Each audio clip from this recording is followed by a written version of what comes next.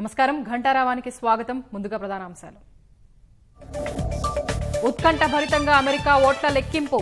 అధ్యక్ష పీఠానికి 6 ఎలక్టోరల్ ఓట్ల దూరంలో బైడెన్.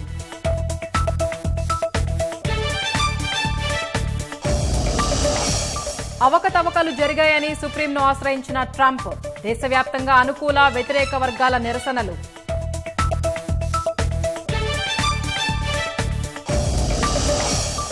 ధరణిలో స్లాట్లు బుక్ చేసుకున్న రోజే రిజిస్ట్రేషన్ పక్కాగా జరగాలని కలెక్టర్లకు సీఎస్ ఆదేశాలు.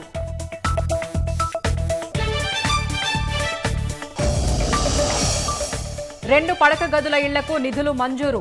జీహెచ్ఎంసీ సహా పట్టణాల్లో నిర్మాణానికి 600 కోట్లు విడుదల.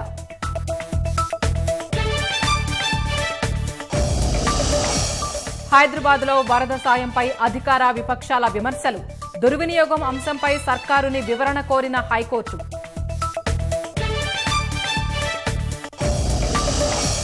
ప్రస్తుత ఎన్నికలే ఆఖరని నితీష్ కుమార్ ప్రకటన.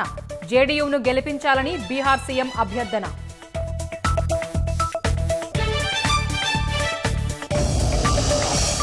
ఫిబ్రవరిలోనే కోవాక్సిన్ టీకా వచ్చే అవకాశం. త్వరలో ప్రారంభం కానున్న 3వ దశ ప్రయోగాలు.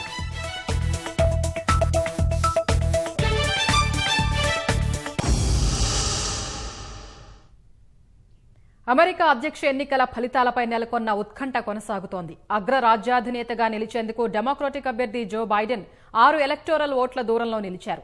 బైడెన్ 264 ఓట్ల వద్ద కొనసాగుతూ ఉండగా ఆయన ప్రత్యర్థి ప్రస్తుత అధ్యక్షుడు డొనాల్డ్ ట్రంప్ 214 ఓట్ల వద్ద ఉన్నారు. Georgia, Pennsylvania, North Carolina, Nevada, Alaska రాష్ట్రాల ఫలితాలు వెలువడాల్సి ఉంది. న్యాయపరమైన అవరోధాలు ఎదురు కాకుంటే అమెరికా అధ్యక్ష పీఠం ఎవరిదో ఇంకొన్ని గంటల్లో తేలిపోనుంది. అగ్రరాజ్యం రాజకీయాల్లో కురువృద్ధుడైన డెమోక్రటిక్ అభ్యర్థి జో బైడెన్ శ్వేత సౌధంలోకి అడుగుపెట్టడానికి కేవలం 6 ఎలక్టోరల్ ఓట్ల దూరంలో ఉన్నారు. ఇప్పటివరకు 45 రాష్ట్రాల్లో ఫలితాలు వెలువడగా బైడెన్ 264 ఎలక్టోరల్ ఓట్లు సాధించారు. మొత్తం 538 ఎలక్టోరల్ ఓట్లకు 270 ఎలక్టోరల్ ఓట్లు గెలిచిన అభ్యర్థి అధ్యక్ష పీఠంపై కూర్చోనుండగా బైడెన్ ఆధిక్యంలో ఉన్న నెవాడాలో సరిగ్గా ఆయనకు అవసరమైన 6 ఎలక్టోరల్ ఓట్లు ఉన్నాయి. నెవాడాలో 86% ఓట్ల లెక్కింపు పూర్తి కాగా బైడెన్ 7647 ఓట్ల ఆధిక్యంలో కొనసాగుతున్నారు. మరికొన్ని గంటల్లో ఫలితాలపై స్పష్టత వచ్చే అవకాశం ఉండగా నెవాడాలో బైడెన్ గెలిస్తే అధ్యక్ష పీఠం కూడా సొంతమవుతుంది.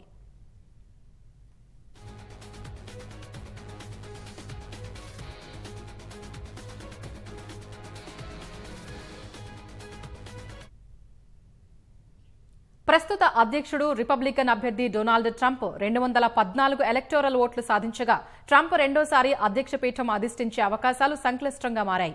Pennsylvania, Georgia, North Carolina, Nevada, Alaska రాష్ట్రాల ఫలితాలు వెల్లడి కావాల్సి ఉండగా అక్కడ ఓట్ల లెక్కింపు జరుగుతోంది. ఆయా రాష్ట్రాలన్నింటినీ సొంతం చేసుకుంటేనే రెండోసారి అధ్యక్ష పీఠం ఎక్కాలన్న ట్రంప్ కోరిక నెరవేరుతుంది. ఏ ఒక్క రాష్ట్రంలో ఓటమి పాలైనా ట్రంప్ అవకాశాలు చేజారిపోతాయి.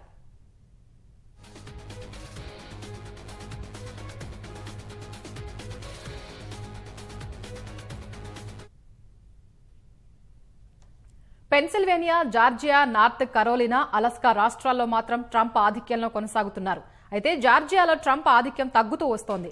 ప్రస్తుతం ట్రంప్ 18,500 ఓట్లు ఆధిక్యంలో ఉండగా గత కొన్ని గంటల్లో జార్జియాలో బైడెన్ భారీగా ఓట్లు సాధిస్తున్నారు. ఇదే వరవడి కొనసాగితే బైడెన్ ట్రంప్ను దాటేసే అవకాశం ఉంది. ఇంకా 4% ఓట్లు లెక్కించాల్సి ఉండగా జార్జియాలో ఫలితం వెల్లడయ్యేందుకు మరికొన్ని గంటలు పట్టే అవకాశం ఉంది.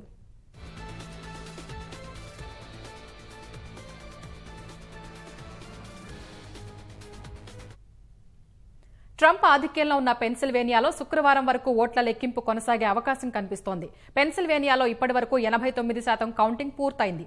ప్రస్తుతం ట్రంప్ 1,64,000 ఓట్ల ఆధిక్యంలో ఉన్నారు. అయితే గత 24 గంటల్లో ట్రంప్ ఆధిక్యం 6 లక్షల నుంచి 1,64,000కు తగ్గింది. ఇంకా 7,50,000 లెక్కించాల్సి ఉండగా లెక్కించాల్సిన ఓట్లలో బైడెన్కే ఎక్కువ వచ్చే అవకాశం ఉన్నట్లు తెలుస్తోంది. ఫిలడెల్ఫియా కౌంటీలో 79% ఓట్లు బైడెన్కే పడ్డాయి. మరో కీలక రాష్ట్రం నార్త్ కరోలినాలో 15 ఎలక్టోరల్ ఓట్లు ఉన్నాయి. అక్కడ 95% వరకు లెక్కింపు పూర్తయింది. నార్త్ కరోలినాలో కూడా ప్రస్తుత అధ్యక్షుడే ముందున్నారు. అలాస్కాలో 3 ఎలక్టోరల్ ఓట్లు ఉండగా కేవలం 56% మాత్రమే లెక్కింపు జరిగింది. ఈ నేపథ్యంలో అక్కడ ఫలితం వెలువడేందుకు సమయం పట్టే అవకాశం ఉంది. అలాస్కాలో ట్రంప్ స్పష్టమైన ఆధిక్యంలో ఉన్నారు.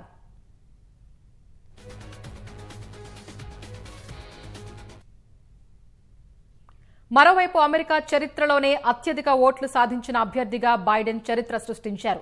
2008లో బరాక్ ఒబామా సాధించిన మొత్తం ఓట్ల సంఖ్యను బైడెన్ దాటేశారు. 2008లో ఒబామా 6,94,98,516 ఓట్లు సాధించారు. బైడెన్ ఇప్పటికే 7,21,10,951 ఓట్లు సాధించారు. ఇంకా లెక్కింపు కొనసాగుతున్న నేపథ్యంలో బైడెన్ కొత్త రికార్డు నెలకొల్పనున్నారు.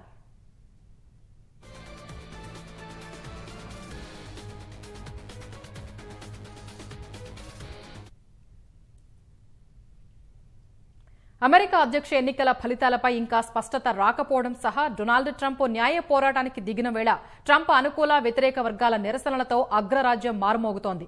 ప్రతి ఓటు లెక్కించాలనే డిమాండ్తో పలు నగరాల్లో ఆందోళనకారులు నినాదాలు చేయగా మరికొన్ని చోట్ల ట్రంప్ వెళ్లిపోవాలనే డిమాండ్తో ర్యాలీ తీశారు. ట్రంప్ అనుకూల వర్గం కూడా అక్రమ ఓట్లు లెక్కించవద్దంటూ కొన్ని చోట్ల నిరసనలకు దిగింది. అధ్యక్ష ఎన్నికల్లో ప్రతి ఓటును లెక్కించాలని డిమాండ్ చేస్తూ న్యూయార్క్లోని వాషింగ్టన్ స్క్వేర్ వద్ద నిరసనలు జరిగాయి. కూడలిలో బైఠాయించిన ఆందోళనకారులు ప్రజాస్వామ్యాన్ని పరిరక్షించాలని, వర్ణ వివక్షను రూపుమాపాలని రాసి ఉన్న ప్లకార్డులతో నిరసన తెలిపారు. వారిలో కొందరు మిషిగన్, పెన్సిల్వేనియాలో ట్రంప్ దావా వార్తలతో ఘర్షణకు దిగగా కనీసం 20 మందిని పోలీసులు అరెస్ట్ చేశారు.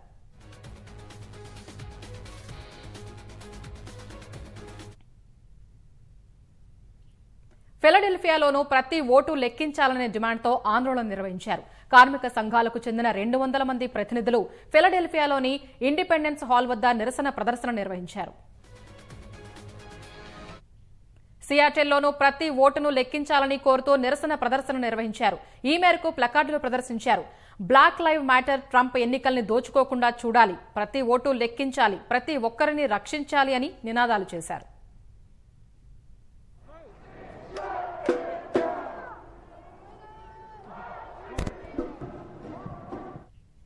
ట్రంప్ వెళ్లిపోవాలనే డిమాండ్తో చికాగోలో భారీ ఎత్తున ఆందోళన నిర్వహించారు. ప్రతి ఓటు లెక్కించాలి, ట్రంప్ వెళ్లిపో అనే నినాదాలతో కూడిన ప్లకార్డులు పట్టుకుని ర్యాలీ తీశారు. ట్రంప్ తన ఓటమిని అంగీకరించాలని డిమాండ్ చేశారు.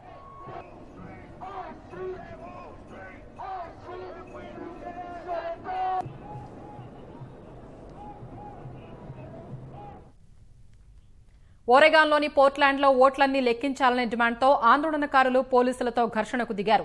కొన్ని చోట్ల భవనాల కిటికీలను ధ్వంసం చేశారు. వెంటనే ప్రభుత్వం వారిని అదుపు చేసేందుకు నేషనల్ గార్డ్స్ ను రంగంలోకి దించింది. మిన్నియాపోలిస్లో ఆందోళన చేసిన వారిని కూడా పోలీసులు అరెస్ట్ చేశారు.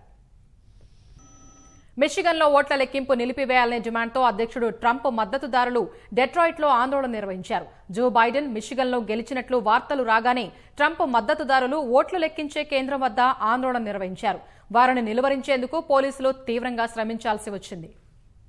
అరిజోనాలోని ఫోనిక్స్ నగరంలోనూ ట్రంప్ అనుకూల వర్గం ర్యాలీ నిర్వహించింది. రిపబ్లికన్ల కంచుకోటగా ఉన్న అరిజోనా రాష్ట్రంలో బైడెన్ గెలవడంతో ఆందోళనలు చెలరేగాయి. అమెరికా జాతీయ జెండాలు పట్టుకుని వీ లవ్ ట్రంప్ అంటూ నినాదాలు చేశారు.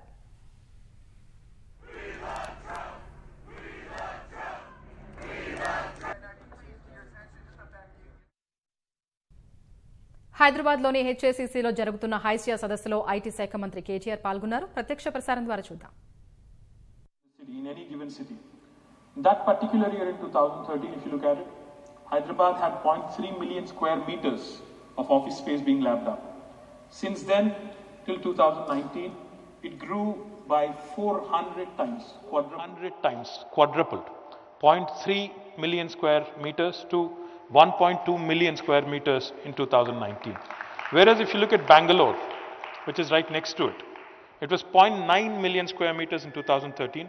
It grew, did not even double, it is at 1.4 million square meters in 2019. So that goes to show you that this city, in fact, in the last 6 years, has grown by leaps and bounds. In fact, just again, another statistic, we've moved from 6th place in India among Indian cities to 2nd place in 2019, from 2014 to 19.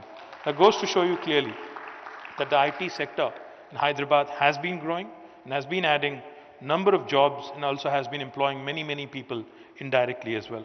But I'm worried. I'm worried about the congestion in the western part of Hyderabad. So therefore, in fact, we have come out with a grid policy, a growth in dispersion policy, wherein we are ensuring that IT developers in the other parts of town, Uppal, Kompalli, southern part of Hyderabad, I mean, I'm saying, in fact, earlier the policy was called LEAP, Look East policy. But then later we decided, it should be called Look Anywhere But West. Because, the western part of Hyderabad is getting congested and the infrastructure will crumble at some point. So therefore, I'm happy to share with you that number of prospective potential developers and investors are coming forward. And we will be opening a new cluster in Kollur in the northwest. This is, of course, to disperse the IT around the city. There are also a slew of benefits which, of course, are available on the Telangana government's website, such as the 30% rental rebate for the SMEs. And anyone who brings in more than 500 employees to the grid regions will also get a customized incentive package. So therefore, if those of you, especially multinationals who are looking to expand, who are looking to grow in the city of Hyderabad, I would urge you to kindly consider looking at other regions other than the western part of Hyderabad. And the reason why I say this is because many of your employees, in fact, reside in other parts of Hyderabad. Many of them reside in the eastern part, the southern part, and the northern part. So it makes sense, in fact, to avail incentives and also make it easy, for us to decongest the city of Hyderabad. We're also, in fact, going to be breaking ground for an IT tower in Kompalli next week. And we already have more than 200 SMEs interested in taking space here. So that's a very heartening sign from my perspective, because that will help me in decongesting the city as well. And yesterday, in fact, we have approved the integrated township policy, wherein our vision of creating more satellite townships or counter magnets around the city of Hyderabad, that is outside of the outer ring road, 5 kilometers outside of ORR, has also been unveiled. We are offering again significant benefits, fiscal incentives to those developers who will set up these integrated townships with the theme Live, Work, Learn, Play, wherein essentially, suburbanization and, large-scale adoption of such efforts would really help again decongesting the core city of Hyderabad. We also, in fact, have opened IT towers in Tier 2 towns such as Karimnagar and Warangal, and it is already running at full capacity. There's already demand for a phase 2 and an expansion there, and we will be definitely doing it. We're also opening an IT tower in Khammam very soon, in Nizamabad and Mehboob Nagar later this year or early next year. Like I also pointed out, Cyient, Tech Mahindra have already expanded into Warangal, and I'm looking at a couple more very interesting names moving to Warangal as well and opening their facilities as well. I would request HICIA, in fact, to partner with our innovation platform T-Hub, which they have already done. In fact, today also commemorates the 5th anniversary of T-Hub. Exactly 5 years ago, T-Hub was unveiled in Hyderabad. It shaped up well, but a lot more needs to be done. As Satyanarayan Garu pointed out, in terms of ET, as he called it, ecosystem technologies, a lot more needs to be done, a lot more collaborative effort and a lot more synergies also need to be explored. I'm delighted that HICIA has also entered into an MOU with TASK. Now, one of the things I can certainly say, as we all work from home, as the reliance on networks, as the reliance on bandwidths, as the reliance on ISPs and telcos continues to grow, one of the things we need to be wary of is cybercrime. Now, cybercrime is something that has been growing, and we are all at one stage or another going to run into this issue. So therefore, I had asked Bharani and the entire team when they had visited me, back when we were not wearing masks, I think. We had a chat and we were talking about how HICIA possibly needs to work with TASK and other entities also to create more cyber warriors. We have a super cop here, our Cyberabad CP, Mr. Sajjanar. I request him and the Cyberabad Security Council also to start working on multiple initiatives which will also ensure, deterrence in terms of preventing or in terms of, in fact, reducing cybercrime in our state. And let us lead again from the front as an example, as a leading state. And I do believe this is possible with industry active participation and active collaboration. I'm delighted, Bharani, that you've taken the initiative forward. Once again, I thank HICIA for playing a key role in ensuring sustenance of the Hyderabad ecosystem here. Congratulate the management committee and all the award winners and the participants who were brave enough to attend this physical event. My compliments, and once again, thank you very much. Have a great evening. Thank you so much for your address, sir. We hope under your patronage and auspices, the IT industry in the state continues to grow in leaps and bounds. I now Dharani portal ద్వారా slot book చేసుకున్న వారికి అదే రోజు రిజిస్ట్రేషన్లు పూర్తయ్యేలా చర్యలు తీసుకోవాలని కలెక్టర్లను ప్రభుత్వ ప్రధాన కార్యదర్శి సోమేష్ కుమార్ ఆదేశించారు. అన్ని జిల్లాల కలెక్టర్లతో టెలికాన్ఫరెన్స్ నిర్వహించిన సీఎస్ పోర్టల్ను సమర్థంగా, పారదర్శకంగా, సజావుగా నిర్వహించేలా చర్యలు తీసుకోవాలని కోరారు. ఎవరికీ ఎలాంటి విచక్షణాధికారాలకు తావు లేకుండా పనిచేయాలన్న ఆయన విధుల పట్ల ఎవరైనా నిర్లక్ష్యం వహిస్తే కఠిన చర్యలు తప్పవని హెచ్చరించారు. పోర్టల్ను ఇప్పటి వరకు 5,84,000 మంది వీక్షించారని, ఇప్పటి వరకు 2,622 రిజిస్ట్రేషన్లు పూర్తయ్యాయని తెలిపారు. ఇప్పటి వరకు 5,971 స్లాట్ బుకింగ్స్ జరగగా 6,239 మంది 7,77,00,000 రూపాయలు చెల్లించాలని సీఎస్ చెప్పారు. బీఆర్కే భవన్లో ఏర్పాటు చేసిన ధరణి కంట్రోల్ రూమ్ ను సోమేష్ కుమార్ సందర్శించారు. 100 మంది సభ్యుల బృందం సాంకేతిక సమస్యలను పరిష్కరిస్తున్న విధానాన్ని పరిశీలించారు. ధరణి పోర్టల్ పనితీరు సంతృప్తికరంగా ఉందని ప్రభుత్వ ప్రధాన కార్యదర్శి తెలిపారు. హైదరాబాద్ సహా పట్టణ ప్రాంతాల్లో చేపట్టిన 2 పడక గదుల ఇళ్ల నిర్మాణాలు పూర్తి చేసేందుకు ప్రభుత్వం నిధులు మంజూరు చేసింది. 600 కోట్ల రూపాయలను గృహ నిర్మాణ శాఖ విడుదల చేస్తూ ఉత్తర్వులు జారీ చేసింది.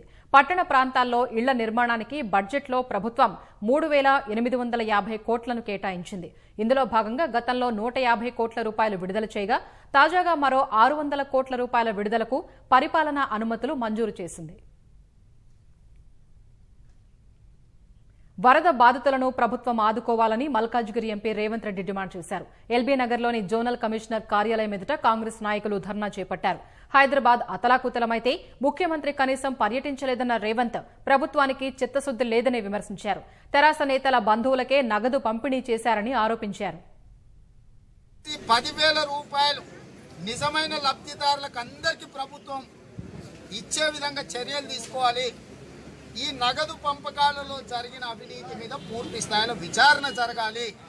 నేను స్వయంగా సెంట్రల్ విజిలెన్స్ కమిషన్కు, ఏసీబీకి, స్టేట్ విజిలెన్స్ కమిషనర్కు ముగ్గురికి నేను ఫిర్యాదు చేస్తా. ఆ తర్వాత లోకాయుక్తలో దీని మీద కేసు ఫైల్ చేస్తా. ఇది ఊరికే వదిలిపెట్టేది లేదు. 180 నుంచి 200 కోట్ల రూపాయలు మెక్కిన్లు మొత్తాన్ని కట్టించే వరకు కొట్లాడడం జరుగుతుంది. వరద బాధితుల సహాయంపై ప్రతిపక్షాలు అనవసర రాద్ధాంతం చేస్తున్నాయని తెరాస నాయకులు విమర్శించారు.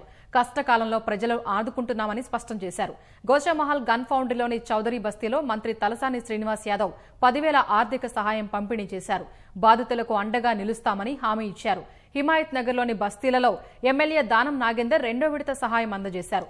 ఓవైపు ఇంటింటికి ఆర్థిక సహాయం అందిస్తే ప్రతిపక్షాలు అసత్య ఆరోపణలు చేస్తున్నాయని అన్నారు.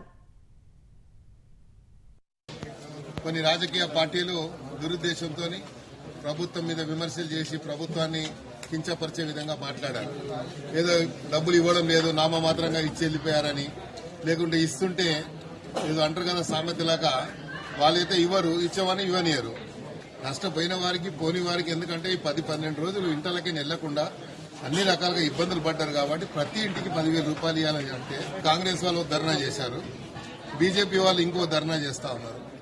అసలు నిజంగా మీకు నైతిక విలువలు ఉన్నాయా లేదా అనేది మాకు అర్థం కావడం లేదు. జీహెచ్ఎంసీ పరిధిలో వరద సాయం దుర్వినియోగం అవుతోందన్న అంశంపై వివరణ ఇవ్వాలని రాష్ట్ర ప్రభుత్వాన్ని హైకోర్టు ఆదేశించింది. నగదు రూపంలో కాకుండా బ్యాంకుల ద్వారా పంపిణీ చేయాలని కోరుతూ న్యాయవాది శ్రీనాథ్ దాఖలు చేసిన ప్రజా ప్రయోజన వ్యాజ్యంపై ప్రధాన న్యాయమూర్తి justice RS Chauhan, justice B Vijaysen Reddy ధర్మాసనం విచారణ చేపట్టింది. ప్రజాప్రతినిధులు నేరుగా నగదు పంపిణీ చేస్తున్నారని, కోట్ల రూపాయల నిధులు పక్కదారి పడుతున్నాయని పిటిషనర్ తరఫు న్యాయవాది వాదించారు. 3 వారాల్లో పూర్తి వివరాలతో కౌంటర్ దాఖలు చేయాలని ఆదేశిస్తూ ప్రభుత్వానికి హైకోర్టు నోటీసులు జారీ చేసింది. జహీరాబాద్ చెరకు రైతులకు చెల్లించాల్సిన బకాయిలను ఈ నెల 18వ తేదీలోగా చెల్లించాలని ట్రైడెంట్ కర్మాగారాన్ని ఆర్థిక శాఖ మంత్రి హరీష్ రావు ఆదేశించారు. ఆలోపు బకాయిలు చెల్లించకపోతే రెవెన్యూ రికవరీ చట్టం ప్రకారం కంపెనీపై చర్యలు తీసుకుంటామని హెచ్చరించారు. ట్రైడెంట్ కంపెనీ ప్రతినిధులతో హైదరాబాద్లో హరీష్ రావు సమీక్ష నిర్వహించారు. రైతులకు బకాయిలు చెల్లించకుండా ఇబ్బందులకు గురిచేస్తే ప్రభుత్వం చూస్తూ ఊరుకోదని హరీష్ రావు స్పష్టం చేశారు. 9,000 మంది చెరకు రైతుల ప్రయోజనాల విషయంలో రాజీ పడబోమని తేల్చి చెప్పారు. ఇప్పటికే ట్రైడెంట్ యాజమాన్యంపై చెరకు రైతులు విశ్వాసం కోల్పోయారని, దాన్ని నిలబెట్టుకోవాల్సిన బాధ్యత ఉందని అన్నారు. ఈ నెల 11న 5 కోట్లు, 18న 8 కోట్ల రూపాయలు చెల్లించాలని హరీష్ రావు ట్రైడెంట్ కంపెనీని ఆదేశించారు. రాష్ట్రంలో కరోనా వ్యాప్తి కొనసాగుతోంది. కొత్తగా 1539 మందికి వైరస్ సోకింది. మొత్తం బాధితుల సంఖ్య 2,45,682కు చేరింది. గడిచిన 24 గంటల్లో 978 మంది కోవిడ్ నుంచి కోలుకున్నారు. రాష్ట్రంలో మొత్తం 2,25,664 మంది కరోనాను జయించినట్లు వైద్య ఆరోగ్య శాఖ వెల్లడించింది. మహమ్మారికి మరో 5 మంది బలయ్యారు. మొత్తం మరణాల సంఖ్య 1362కు చేరింది. రాష్ట్రంలో ప్రస్తుతం 18,656 యాక్టివ్ కేసులుండగా 15,864 మంది హోమ్ ఐసోలేషన్లో ఉన్నట్లు అధికారులు తెలిపారు. సీజనల్ వ్యాధులు పెరుగుతున్నందున వైరస్ లక్షణాలుంటే వెంటనే పరీక్షలకు వెళ్లాలని వైద్య ఆరోగ్య శాఖ సూచించింది.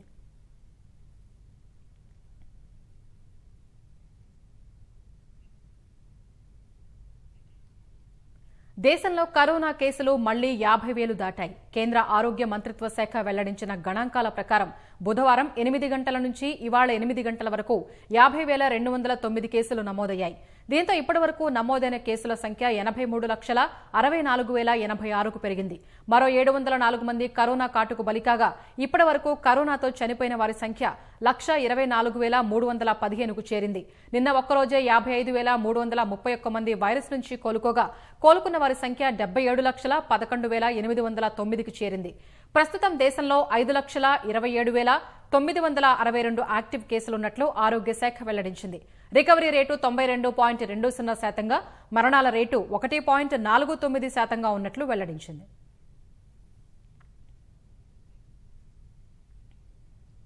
కరోనా వైరస్ కట్టడికి భారత వైద్య పరిశోధనా మండలి ఐసీఎంఆర్తో కలిసి భారత్ బయోటెక్ సంస్థ రూపొందిస్తున్న కోవాక్సిన్ టీకా అనుకున్న సమయానికంటే ముందుగానే అందుబాటులోకి వచ్చే సూచనలు కనిపిస్తున్నాయి. వచ్చే ఏడాది మార్చి తర్వాతే ఈ టీకా అందుబాటులోకి వస్తుందని తొలుత ఐసీఎంఆర్ అంచనా వేసినప్పటికీ అంతకంటే ముందుగా ఫిబ్రవరిలోనే విడుదలయ్యే అవకాశం ఉందని ఐసీఎంఆర్ సీనియర్ శాస్త్రవేత్త రజనీకాంత్ అన్నారు. ఇప్పటికే 2 దశల ప్రయోగాలు పూర్తి చేసుకున్న ఈ వ్యాక్సిన్ 3వ దశ ప్రయోగాలు ఈ నెలలో ప్రారంభం కానున్నాయి. కోవిడ్-19 టాస్క్ ఫోర్స్లోనూ సభ్యుడైన రజనీకాంత్ వ్యాక్సిన్ సమర్థంగా పనిచేస్తోందని, వచ్చే ఏడాది ఫిబ్రవరి లేదా మార్చిలోనే అందుబాటులోకి వచ్చే అవకాశం ఉందని అన్నారు. 3వ దశ ప్రయోగాలు కాకముందే వ్యాక్సిన్ అందజేస్తారా అన్న ప్రశ్నకు స్పందించిన రజనీకాంత్ దీనిపై ఐసీఎంఆర్ నిర్ణయం తీసుకోవాల్సి ఉందన్నారు. ఫేజ్ 1, ఫేజ్ 2 ప్రయోగాల్లోనూ జంతువులపై జరిపిన ప్రయోగాల్లోనూ వ్యాక్సిన్ సమర్థంగా పనిచేస్తుందని చెప్పారు. అయితే 3వ దశ ఫలితాలు పూర్తి కాకుండా 100% ఖచ్చితంగా పనిచేస్తుందని అప్పుడే చెప్పలేమని అన్నారు. అత్యవసర వినియోగంపై ప్రభుత్వం కూడా ఆలోచన చేస్తోందని ఆయన అన్నారు. అటు ఫిబ్రవరి లేదా మార్చిలో వ్యాక్సిన్ అందుబాటులోకి వచ్చే అంశంపై భారత్ బయోటెక్ ఎలాంటి ప్రకటన చేయలేదు.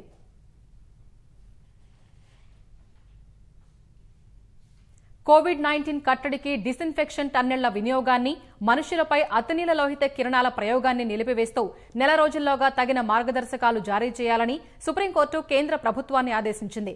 డిస్ఇన్ఫెక్షన్ టన్నెళ్ల ఏర్పాటు, ఉత్పత్తి, ప్రచారంపై నిషేధం విధించాలని దాఖలైన పిటిషన్ను విచారించిన జస్టిస్ అశోక్ భూషణ్ నేతృత్వంలోని సుప్రీం ధర్మాసనం ఈ మేరకు తీర్పు వెలువరించింది.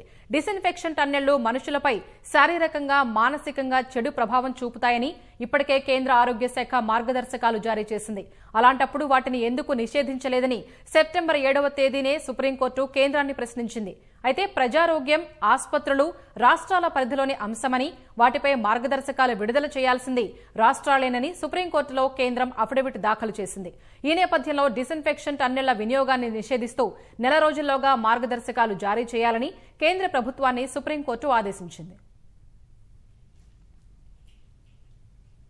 కరోనా కారణంగా మూసివేసిన విద్యా కార్యకలాపాలను దశల వారీగా నిర్వహించుకోవచ్చని యూనివర్సిటీ గ్రాంట్స్ కమిషన్ తెలిపింది. ఈ మేరకు కళాశాలలు, విశ్వవిద్యాలయాల పునఃప్రారంభానికి మార్గదర్శకాలు విడుదల చేసిన యూజీసీ కంటైన్మెంట్ జోన్లలోని విద్యాసంస్థలకు మాత్రమే నిబంధనలు వర్తిస్తాయని పేర్కొంది. భౌతిక తరగతుల ప్రారంభానికి సాధ్యమయ్యే విషయాలను పరిశీలించాలని, పూర్తిగా సురక్షితం అనుకున్న తర్వాతే కార్యకలాపాలకు సిద్ధం కావాలని స్పష్టం చేశారు. వర్సిటీలు, కళాశాలల క్యాంపస్లను దశల వారీగా తెరవడానికి ప్రణాళికలు వేయవచ్చని వివరించింది. వర్సిటీలు, కళాశాలల పరిపాలనా కార్యాలయాలు, పరిశోధన ప్రయోగశాలలు, గ్రంథాలయాలు కూడా తెరిచేందుకు అనుమతిచ్చింది. విద్యార్థులు తమ తమ విద్యాలయాల్లో తిరిగి చేరవచ్చని పేర్కొంది. మరోవైపు భారత్కు వచ్చే అంతర్జాతీయ ప్రయాణికుల కోసం కుటుంబ ఆరోగ్య సంక్షేమ శాఖ కొత్త మార్గదర్శకాలు విడుదల చేసింది. ఆగస్టు 2న జారీ చేసిన మార్గదర్శకాల్లో మార్పులు చేసిన కేంద్ర మంత్రిత్వ శాఖ మొత్తం 26 అంశాలతో కూడిన మార్గదర్శకాలు విడుదల చేసింది. బీహార్ శాసనసభ తుది విడత ఎన్నికల ప్రచారం ముగిసింది. 19 జిల్లాల్లోని 78 నియోజకవర్గాలకు ఈ నెల 7న ఎన్నికలు జరగనున్నాయి. ఆఖరిదైన 3వ విడత ఎన్నికల్లో 2,35,00,000 మంది ఓటర్లు సుమారు 1,200 మంది అభ్యర్థుల భవితవ్యాన్ని ఈవీఎంలలో నిక్షిప్తం చేయనున్నారు. స్పీకర్ విజయ్ కుమార్ చౌదరి, మంత్రులు సురేష్ శర్మ, ప్రమోద్ కుమార్, కేంద్ర మాజీ మంత్రి శరద్ యాదవ్ కుమార్తె సుభాషిణి యాదవ్ తదితరులు తమ అదృష్టాన్ని పరీక్షించుకోనున్నారు. సీమాంచల్ ప్రాంతంలో తుది విడత ఎన్నికలు జరగనుండగా ఎన్నికల సందర్భంగా కట్టుదిట్టమైన భద్రతా ఏర్పాట్లు చేశారు. ప్రస్తుతం బీహార్ శాసనసభకు జరుగుతున్న ఎన్నికలే తనకు ఆఖరి ఎన్నికలని బీహార్ ముఖ్యమంత్రి జేడీయూ అధినేత నితీష్ కుమార్ ప్రకటించారు. పూర్నియాలో జరిగిన ఎన్నికల ప్రచారంలో పాల్గొన్న నితీష్ ప్రచార సభలో ఈ వ్యాఖ్యలు చేశారు. ఇవే తనకు ఆఖరి ఎన్నికలన్న నితీష్ జేడీయూకు ఓటేసి గెలిపించాలని అభ్యర్థించారు. और जान लीजिए आज चुनाव का आखिरी दिन है, अब परसों चुनाव है और ये मेरा अंतिम चुनाव है. अंत भला तो सब भला. अब आप बताइए, वोट दीजिएगा ना इनको? हाथ उठा के बताइए. बहुत बहुत धन्यवाद. సంగారెడ్డి జిల్లా రామచంద్రాపురం మండలం కొల్లూరు తాండాలో అదృశ్యమైన మహిళ మృతి చెందింది. శివారులోని ఓ రేకుల షెడ్డులో ఆమె మృతదేహం లభ్యమైంది. సమాచారం అందుకున్న పోలీసులు పటాన్చెరు ఆసుపత్రికి తరలించి శవపరీక్ష నిర్వహించారు. అత్యాచారం చేసి హత్య చేసినట్లు అనుమానం వ్యక్తం చేస్తున్నారు. మంగళవారం సాయంత్రం పనికి వెళ్లి తిరిగి వస్తుండగా 3 వ్యక్తులు కారులో ఎక్కించుకుని తీసుకెళ్లారని బంధువులు ఆరోపించారు. రామచంద్రాపురం పోలీస్ స్టేషన్ ఎదుట ఆందోళన చేశారు.